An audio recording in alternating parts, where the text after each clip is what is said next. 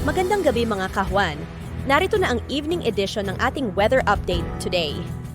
Update muna tayo sa lagay na ating panahon ngayong araw ng Martes, January 23, 2024. Sa kasalukuyan, northeast monsoon o amihan nakakaapekto sa may northern at central Luzon. At dahil nga dito sa amihan, asahan natin maulap na papawiri na may mga ulan dito sa may eastern side ng Luzon, particularly dito sa may Cagayan Valley, Aurora at Quezon. Maulap na papawirin din naman na may mga mahinang pag-ulan yung inaasahan natin sa may area ng Cagayan Valley. Para naman sa lagay ng panahon dito sa may Metro Manila, pati na rin sa may Ilocos Region, nalalabing bahagi ng Central Luzon at Calabarzon, asahan naman natin partly cloudy to cloudy skies, may mga tsansa ng mga mahihinang pag-ulan. At para sa nalalabing bahagi ng ating bansa, partly cloudy to cloudy din yung skies natin, pero may mga tsansa na ng mga localized thunderstorms. Yung ating Regional Services Division maglalabas ng thunderstorm advisory, rainfall advisory o hindi kaya heavy rainfall warning kung kinakailangan. Para sa lagay ng panahon bukas para sa Luzon area, mostly itong amihan sa may silangang bahagi pa rin ng ating bansa makakaapekto, particularly dito sa may Cagayan Valley and also sa may Aurora. Then sa may Cordillera Administrative Region, posible naman partly cloudy skies pa rin pero may mga mahihinang pag-ulan.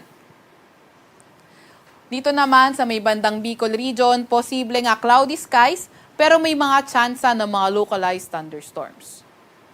Para naman sa lagay ng panahon sa Metro Manila, pati na rin dito sa nalalabing bahagi ng Luzon area, although partly cloudy to cloudy skies tayo, yung mga tsansa ng mga pulupulong may hinang pag-ulan ay nariyan pa rin.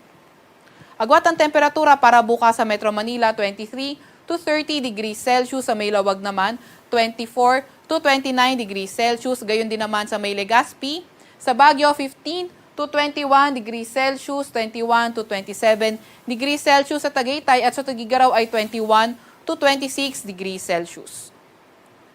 Para naman sa lagay ng panahon sa may Palawan area, asahan pa rin naman natin partly cloudy to cloudy skies, may mga tsansa ng mga mahihinang pag-ulan.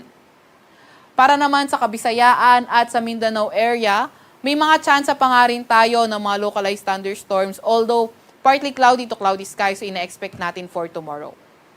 Gwat ang temperatura sa may Puerto Princesa at Calayan Islands, 24 to 31 degrees Celsius. Sa Cebu naman at Tacloban ay 25 to 30 degrees Celsius. Sa Iloilo, 26 to 29 degrees Celsius, 24 to 32 degrees Celsius. Sa may Zamboanga at sa may Davao ay 25 to 31 degrees Celsius. Meron pa nga rin tayong nakataas na gale warning sa seaboards ng Northern Luzon, pati na rin sa eastern seaboard ng Central at Southern Luzon. Kaya kung maaari, yung ating mga kababayang mangingisda ay huwag munang pumalaot dahil posible nga yung maalon hanggang sa napakaalong karagatan. Ang araw ay lulubog dito sa Kalakhang, Maynila ng 5:50 ng hapon at sisikat bukas ng 6:25 ng umaga.